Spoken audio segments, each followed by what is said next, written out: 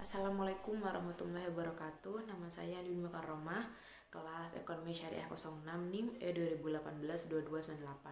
Saya di sini akan melanjutkan presentasi dari rekan saya yang sebelumnya. Saya di sini akan menjelaskan yang pertama segmentasi psikografis. Psikografi adalah ilmu untuk menggunakan psikologi dan demografi guna lebih memahami konsumen. Dalam segmentasi psikografis, pembeli dibagi menjadi berbagai kelompok berdasarkan sifat psikologis atau kepribadian gaya hidup atau nilai. Orang-orang di dalam kelompok demografi yang sama bisa memiliki profil psikografis yang sangat berbeda.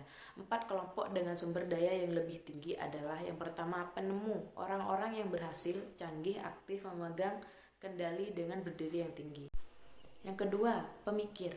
Orang-orang yang matang, puas, dan rekreatif, yaitu terinovasi oleh ideologi dan menghargai ketertiban, pengetahuan, dan tanggung jawab. Yang ketiga, pencapaian. Orang-orang yang berhasil berorientasi pada tujuan yang fokus pada karir dan keluarga. Dan terakhir yang keempat, yaitu orang yang mengalami. Orang-orang muda, antusias, dan impulsif yang mencari keragaman dan kesenangan. Saya barusan menjelaskan 4 kelompok yang lebih tinggi dan sekarang 4 kelompok dengan sumber yang daya rendah adalah yang pertama penganut. Orang-orang konservatif, konvensional, dan tradisional dengan keyakinan konkret. Yang kedua, kerja keras. Orang-orang yang trendy dan suka bersenang-senang dengan sumber daya terbiasa. Yang ketiga, pembuat. Orang-orang yang praktis, rendah hati, mandiri, yang suka bekerja dengan tangan mereka. Dan yang terakhir, yang keempat, yaitu bertahan hidup. Orang-orang tua dan pasif yang mengkhawatirkan perubahan. Yang kedua, saya akan menjelaskan tentang segmentasi perilaku.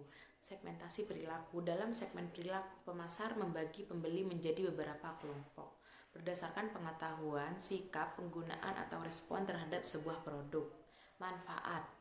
Tidak semua orang yang membeli produk menginginkan manfaat yang sama dari sebuah produk. Constellation Witness US mengidentifikasi 6 segmen berbeda dalam pasar anggur mahal. Yang pertama, peminat, 12% dari pasar. Dan yang kedua, pencari citra, 20%. Yang ketiga, pembelanja yang berpengalaman, 15%. Yang keempat, kalangan tradisional, 16%. Pencicip yang puas 14%, bingung 23%. Status pengguna, semua produk mempunyai non-pengguna, mantan pengguna, pengguna potensial, pengguna pertama, dan pengguna teratur. Tingkat penggunaan, pasar dapat disegmentasikan menjadi pengguna produk yang ringan, menengah, dan berat. Tahap kesepian, pembeli. Beberapa orang tidak menyadari keberadaan produk, beberapa menyadari, beberapa mengetahui, dan beberapa tertarik. Beberapa menginginkan produk dan beberapa bermaksud membeli. Status loyalitas pemasar biasanya membayangkan 4 kelompok berdasarkan status loyalitas merek, loyalitas berat, loyalitas yang terbagi, loyalitas yang bergeser, dan loyalitas yang suka berpindah. Dan yang terakhir, yang ketiga, yaitu dasar untuk segmentasi pasar bisnis. Kita dapat mensegmentasikan pasar bisnis dengan beberapa variabel, sama yang kita gunakan dalam pasar konsumen seperti geografi manfaat yang dicari dan tingkat penggunaan. Tetapi pemasar bisnis juga menggunakan variabel lain. Tabel memuat pertanyaan utama yang harus diajukan pemasar bisnis dalam menentukan segmen dan pelanggan mana yang harus dilayani. Dalam industri sasaran dan ukuran pelanggan tertentu. Selanjutnya, perusahaan dapat mensegmentasikan lebih jauh lagi berdasarkan kriteria pembelian. Misalnya, laboratorium pemerintah memerlukan harga murah dan kontrak jasa untuk peralatan ilmiah. Pemasar bisnis biasanya mengidentifikasikan segmen melalui proses yang berurutan.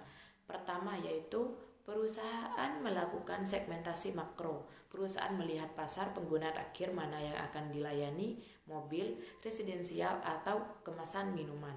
Tahap kedua yaitu terdiri dari segmentasi mikro. Perusahaan membedakan pembeli, pelanggan, dan pelayanan tinggi. Perusahaan memutuskan untuk berkonsentrasi pada segmen pasar yang dimotivasi oleh pelayan.